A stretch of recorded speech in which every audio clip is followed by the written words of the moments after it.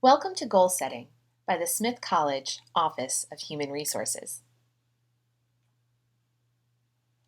This is the first stage of the new annual performance review cycle.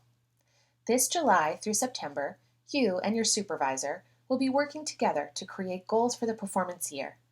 You will reflect on these goals multiple times throughout the course of the cycle, including the mid-cycle check-in that happens between November and January, and again at the annual performance review period. This is a great first step in conversing about your plans for the year, ways that you wish to personally develop, and how your department is hoping to grow this year.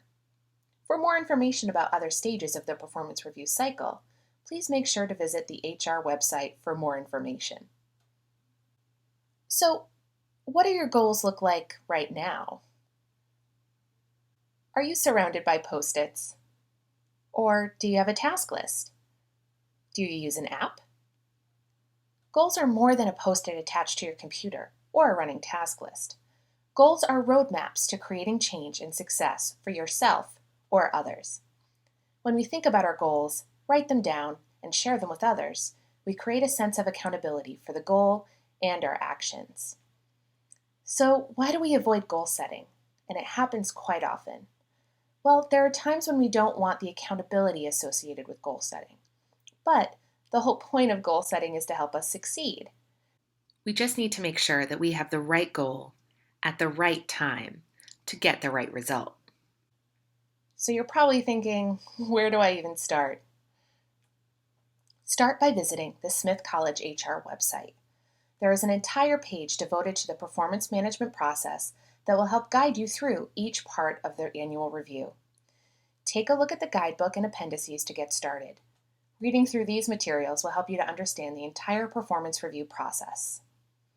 Once you're familiar with the website content, then you can start brainstorming ideas for goal setting. Start with the college's mission, vision, values, and goals.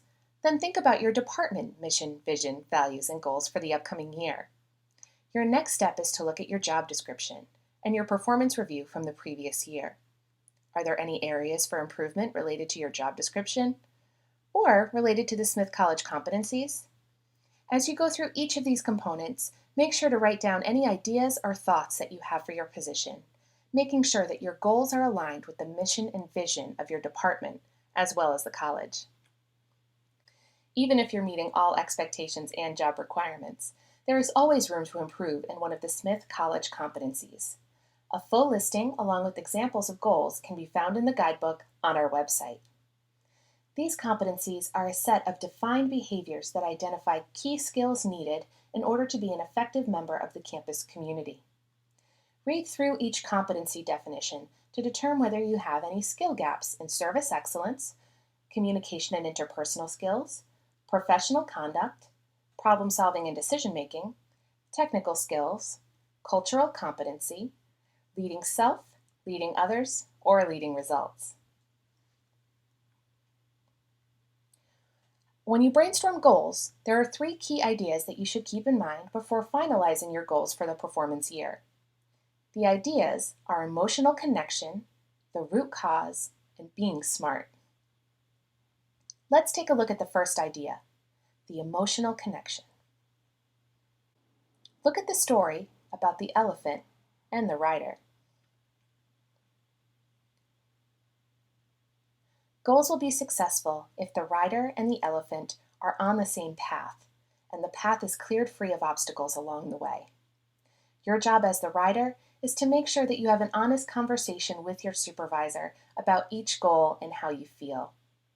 As the supervisor, you should try to eliminate situations where the rational brain and the emotional brain are on separate paths, and you should focus on eliminating roadblocks along the way. Remember, you want to refrain from setting someone up for failure in goal setting. This doesn't mean that you will feel passionate and driven about every goal that you and your supervisor have set for the performance year, but it starts a great conversation about what you are passionate about and want to achieve. Let's take a look at idea number 2, the root cause. How do you know if you're setting the right goals? Using the why analysis, you're going to keep asking the question, why? Let's start with a simple goal. Stop missing deadlines. A goal of stop missing deadlines is not going to change a behavior or help to determine the real problem. So let's ask, why? Why am I missing deadlines? Well, I'm not getting the information that I need from Sally to get my work done on time. Well, why aren't you getting it from Sally? Well, because Sally thinks it's okay to be late with the information. But then why does Sally think it's okay to be late?